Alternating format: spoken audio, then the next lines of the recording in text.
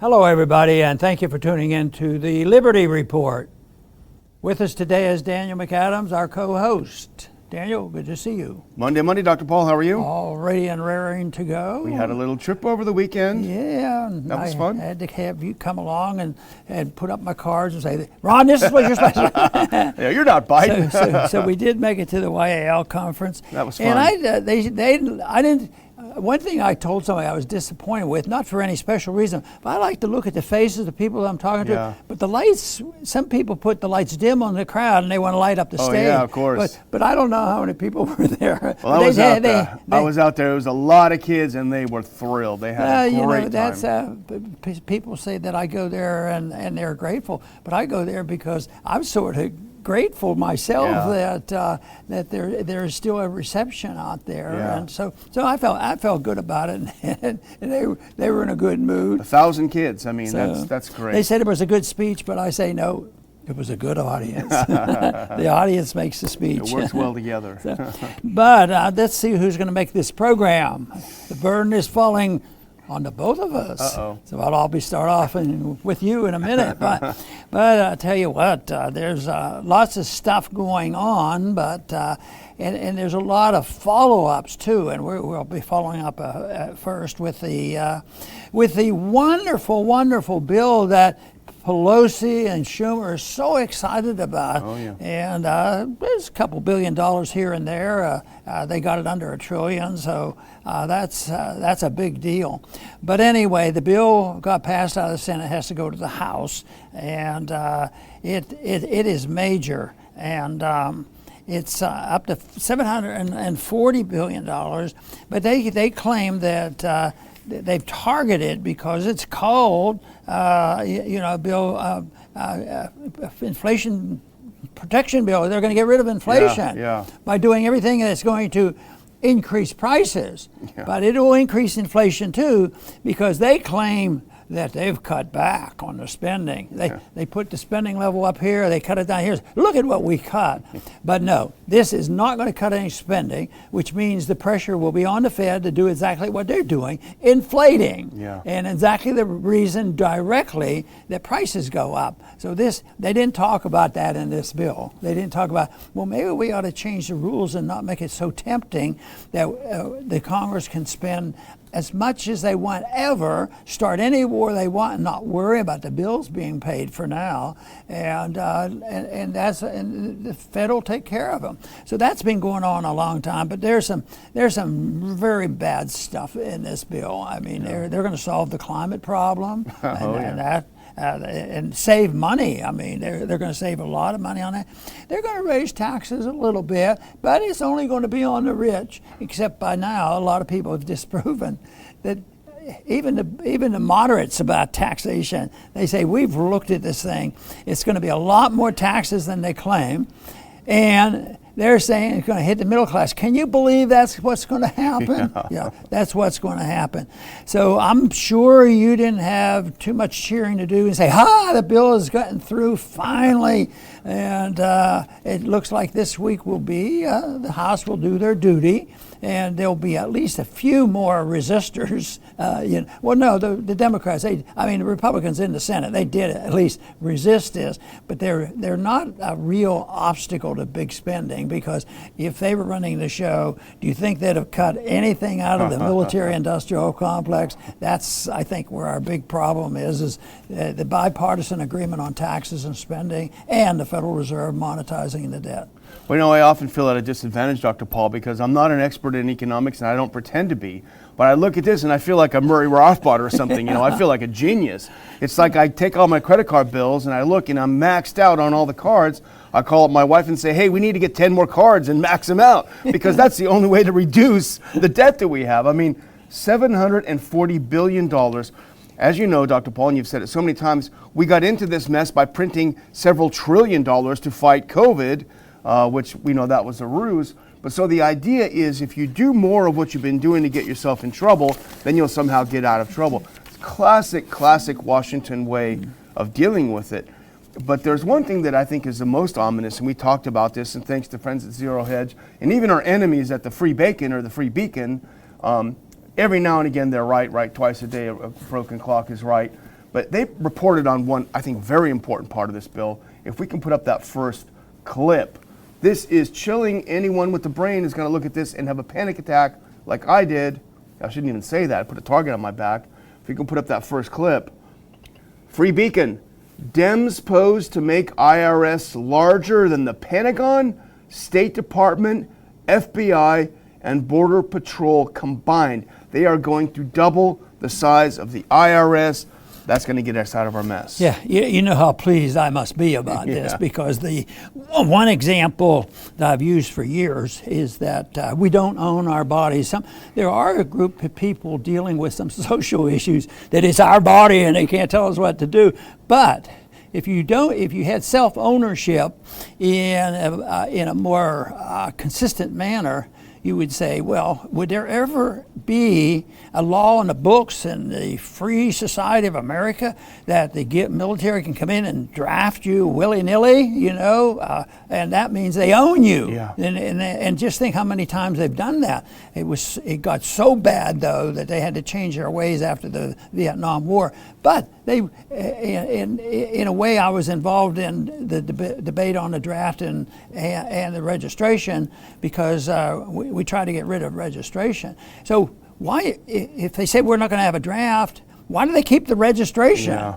And why do they keep the registration when they're registered? Everybody knows where everybody is anyway. Yeah. So, but anyway, they have this registration, which means that they own us. They own every penny we make, and we get to spend as much as they allow us to. Yeah. And then they own us because if they need our bodies, and it's just in a narrow sense, this is completely and send you off to wars that are unconstitutional, immoral, and unwinnable, and nothing more than mischief to benefit some big corporations, then they are in charge. So I think this whole thing, and now to think that they're getting thousands of more people, and then lie to them. Oh, we're only going to go after the rich. Yeah, like the rich never had a loophole. So that's tragic. That is, you picked out the issue that really tells you the sincerity of them trying to do anything decently, on this. So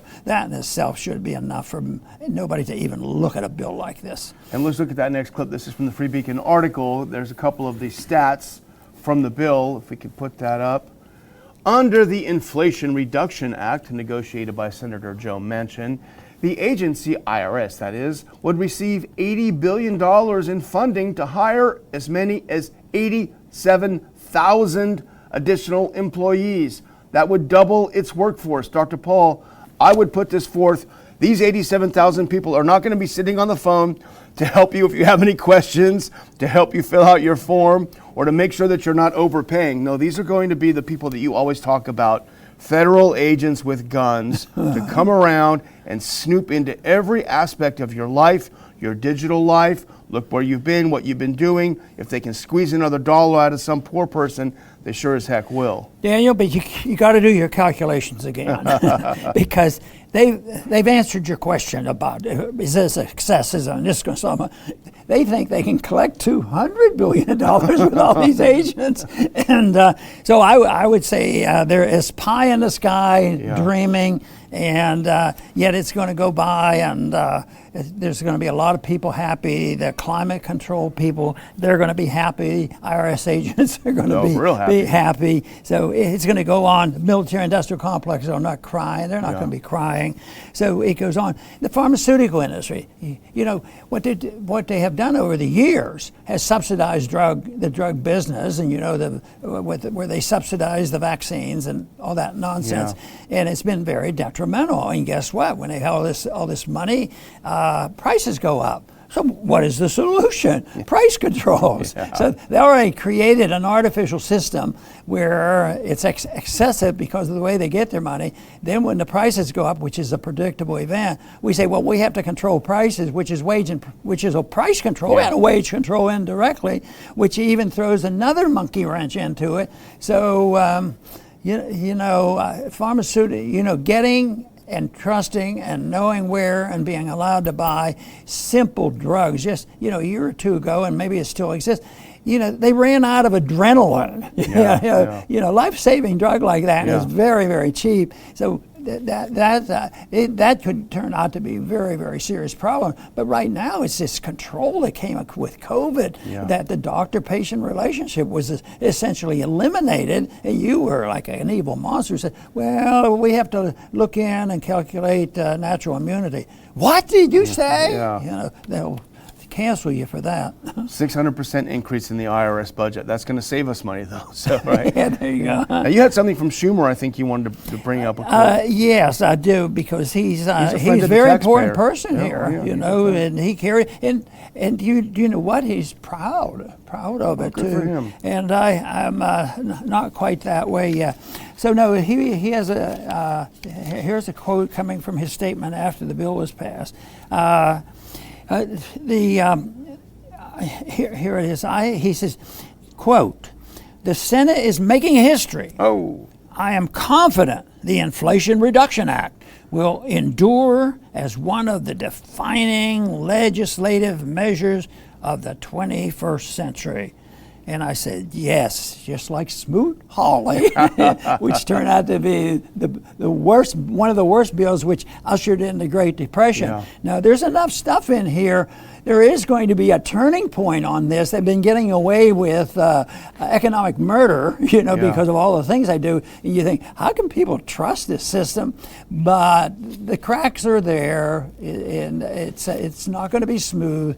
The Federal Reserve is under the gun. The spending is never going to stop. They don't even pretend. I know we're in trouble when the answer to this is, the Marxists that are in the Congress now, deficits don't matter. Why are you guys fear-mongering? Well, some of those truths will be proven, that deficits do matter, and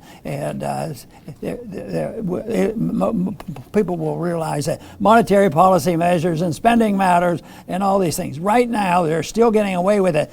But the good news is that more and more people are going to wake up, and hopefully we can stir up a little bit of interest on this IRS stuff, because the average person ought to know, and there's people who studied this bill in detail said, no, the only way they can raise money is go to the middle class. They're not going to do it from the very rich. No. There aren't enough very rich people. And besides, they're their friends. They're in business together.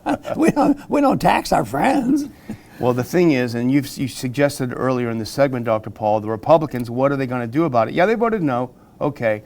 But this is an issue that they could really run, and if they understand that there is a tax revolt in the U.S., there is an opposition to the elites ripping them off, whether it's sending money to Ukraine or hiring a bunch of IRS thugs to come break down your door.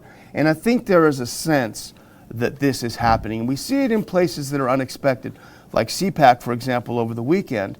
A friend of ours tweeted me over the weekend saying that in Donald Trump's speech, you're not going to believe this, Dr. Paul, he said, Ron Paul is a great guy.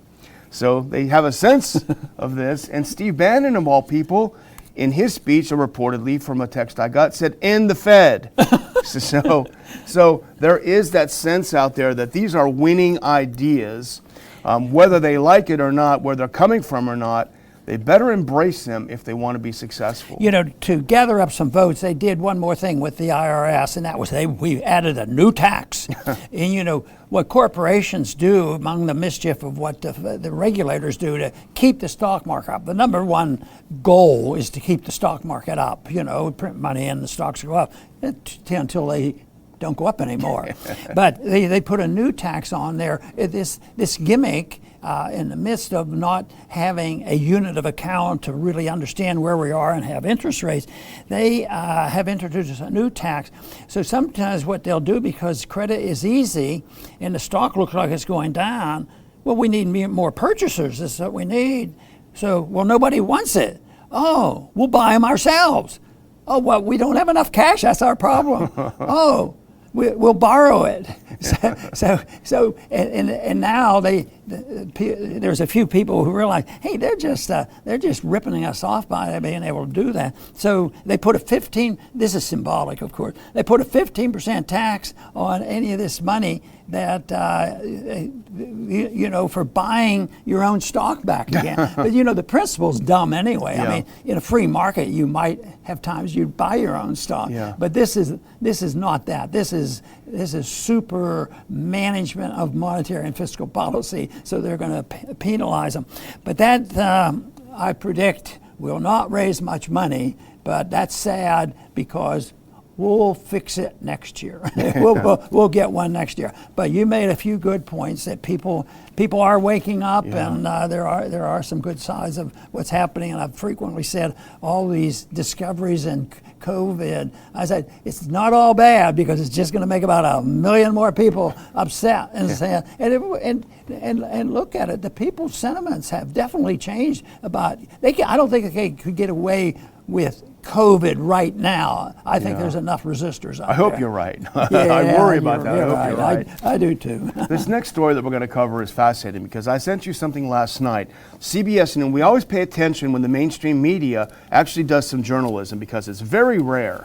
So CBS News did an investigative report, an investigative documentary on the constant sending of weapons to Ukraine from the U.S.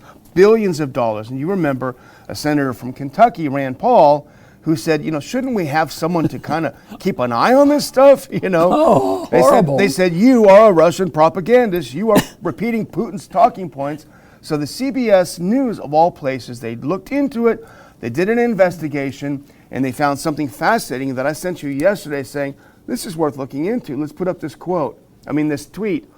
The new CBS Reports documentary, Arming Ukraine, explores why much of the billions of dollars of military aid that the U.S. is sending to Ukraine doesn't make it to the front lines. Quote, like 30% of it reaches its final destination, end quote, from the channel. So this morning, I'm thinking we're going to lead with this story because it's fascinating. Only 30%? Where's the rest of it going? Jihadists, Lake Jackson Police Department? But you got to look at it from the viewpoint of the Ukrainians because they're coming up short. They had planned on this, and they have a war to win. They're not doing that well. So the answer for them is, look, we need more money. There's something wrong with the system, and so they get only 30%. They get 30% of what was sent to them. And so the answer is send us more weapons. And how many?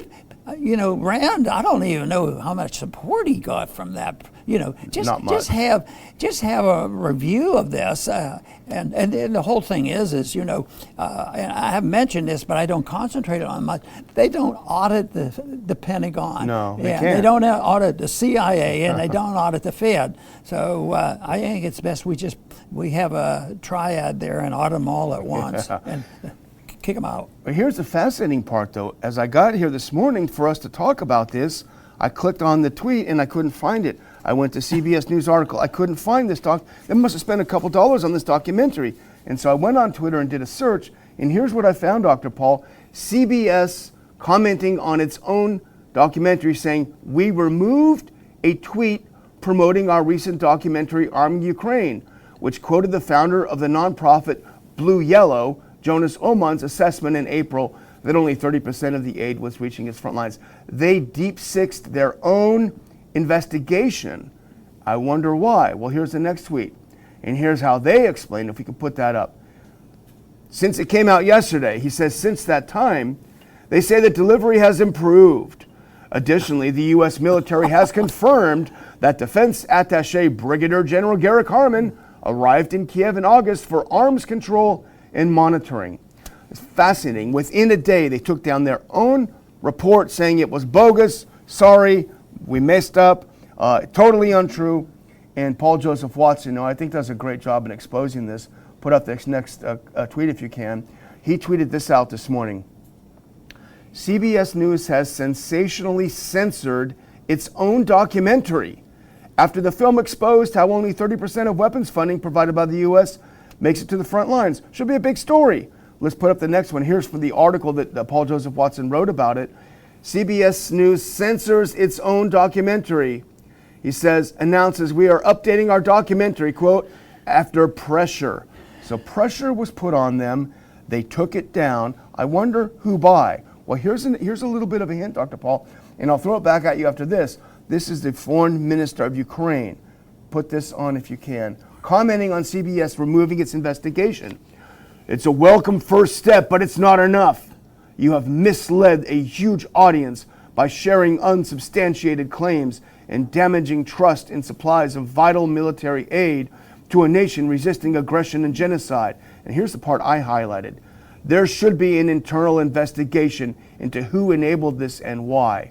And I would say, who the heck is Dmitry, whatever his name is, foreign minister of Ukraine, telling the American media, you better investigate your own people for investigating something and finding out something that we don't like. It's insane. You know, there's a pretty good watchdog to make sure they clean up their act. And I guess accidentally they have some honest people doing there and think they graduated from journalism school and they actually learned something. But if you do it, then you get in trouble. But it reminds me of something else. This is not quite as major as what you report on.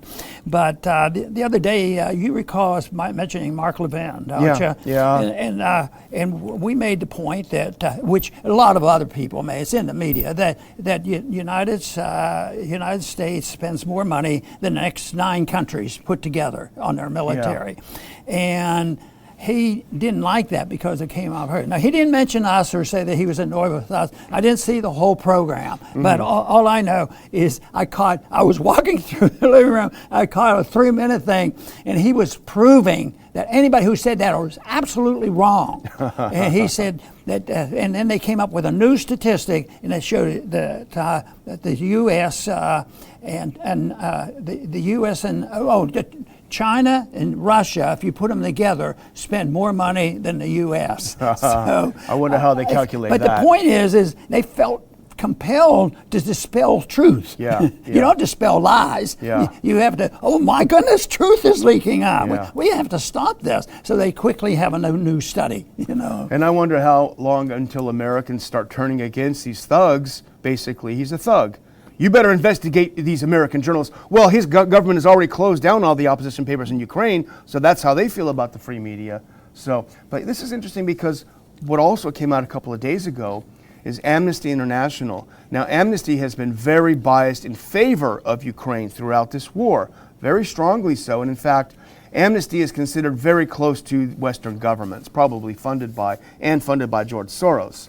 So they came out with a report over the weekend, you may have seen it, Dr. Paul, where they very mildly said there's a problem with Ukraine putting its military equipment too close to civilian personnel. And this could be a war crime if they keep doing this. Pretty mild report in the context of everything. Well, there was an explosion at Amnesty. The Amnesty International guy in Ukraine quit. He resigned and said, we are promoting Putin's propaganda by reporting this. And it's amazing. Aaron Maté, who's a great progressive and I think a wonderful journalist, he points this out. He says, it's incredible seeing Amnesty attacked for documenting what every minimally observant, independent observer has from the start. See, for example, the Washington Post from March 28th on, quote, Ukraine's strategy of placing heavy military equipment and other fortifications in civilian zones. So this has been widely documented, and when Amnesty very gently reported on it, they've been accused of being Putin's propagandists. They've been attacked viciously.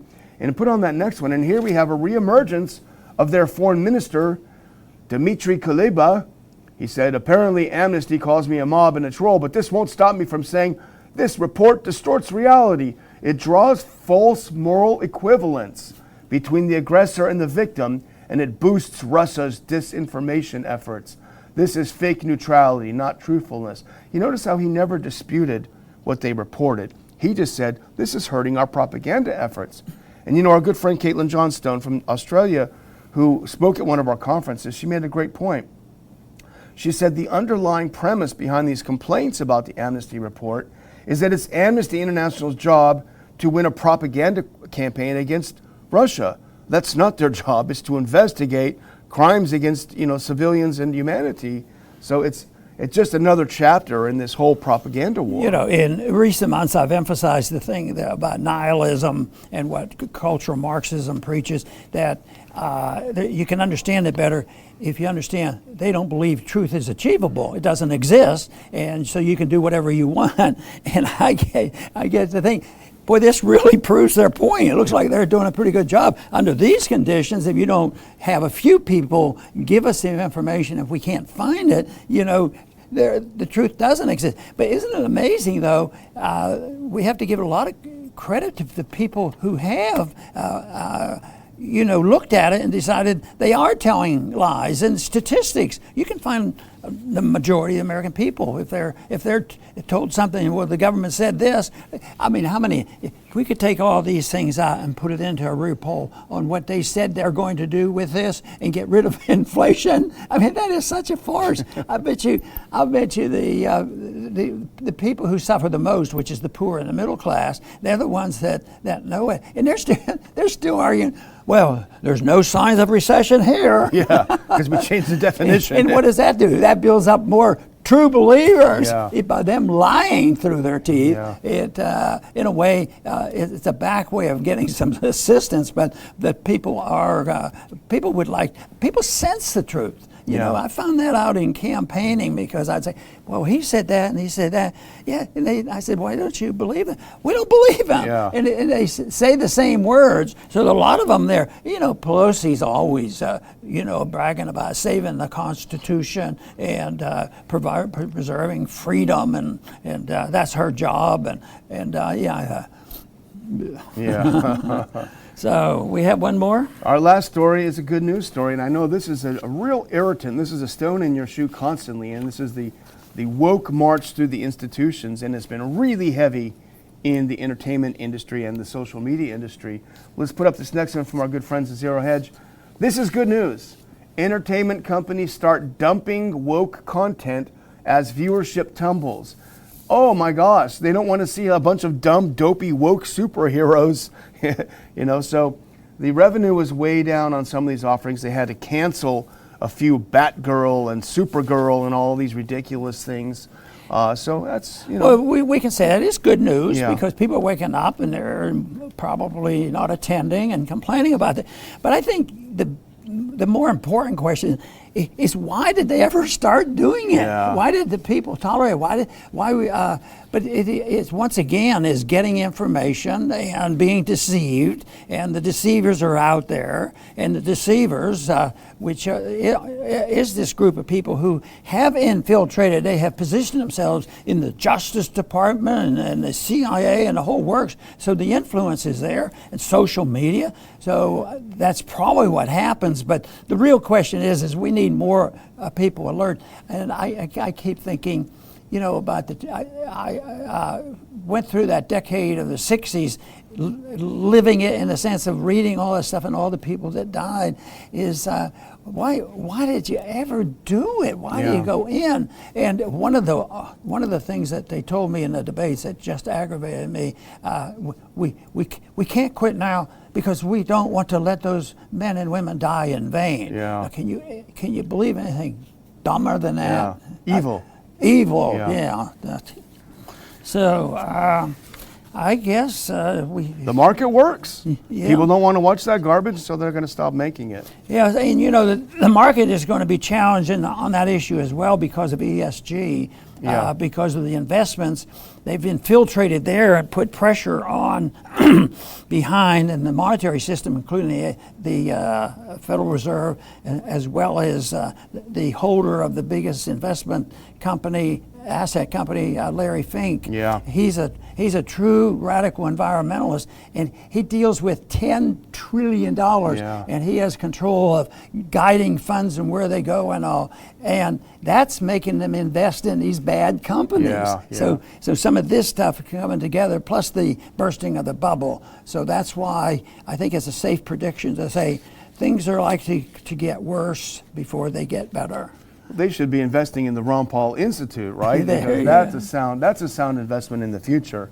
I'll just close if you put up this clip by reminding everyone it's a Monday. Get your tickets for Anatomy of a Police State, September 3rd, just a few weeks away in Washington, D.C.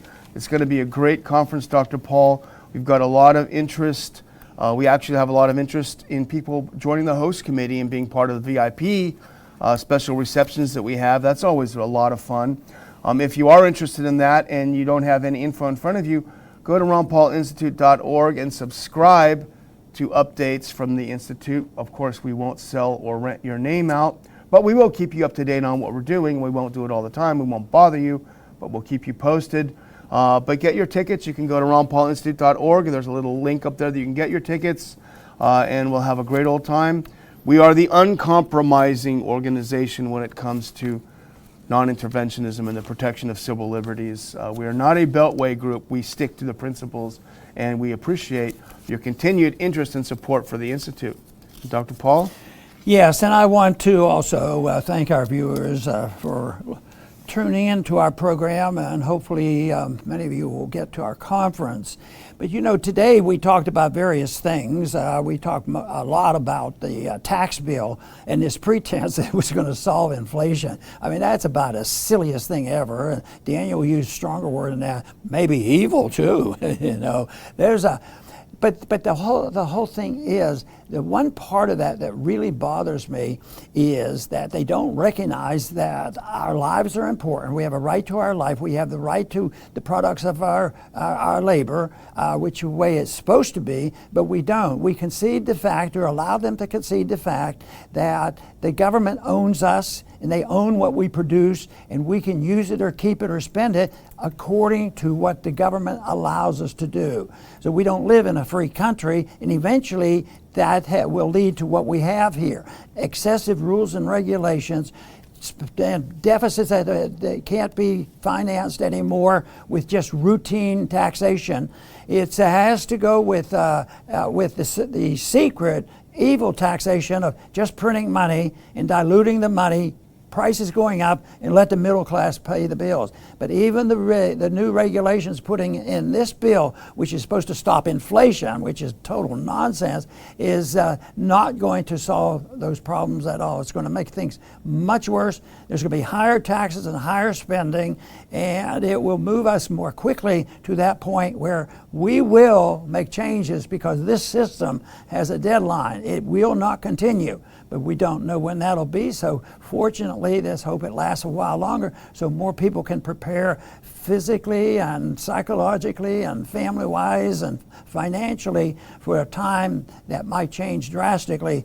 Because if we do the wrong thing and do the things that they did in the Depression and prolong it, Depression really lasted for 15 years. If we allow that to happen, this one could last even longer. And people say, we don't, why are you getting so worried about it? We don't even know if we're in a recession left. Yeah, it's not let alone a depression. Well, the people will speak, and we could take a poll of the people at the grocery store and ask them if they think they're in a recession. Anyway, the answers are not complex. The answers are just understanding and promoting the cause of liberty. We had it once, we had a taste of it, and yet, unfortunately, the largesse of government promises, people were tempted with it, and it shifted into a welfare state and a warfare state where we have an empire to defend and a welfare condition that we can't afford. So it will come to an end, and I think that we should be optimistic enough to say that people do wake up and eventually we will see a change for the better. I want to thank everybody for tuning in today to the Liberty Report. Please come back soon.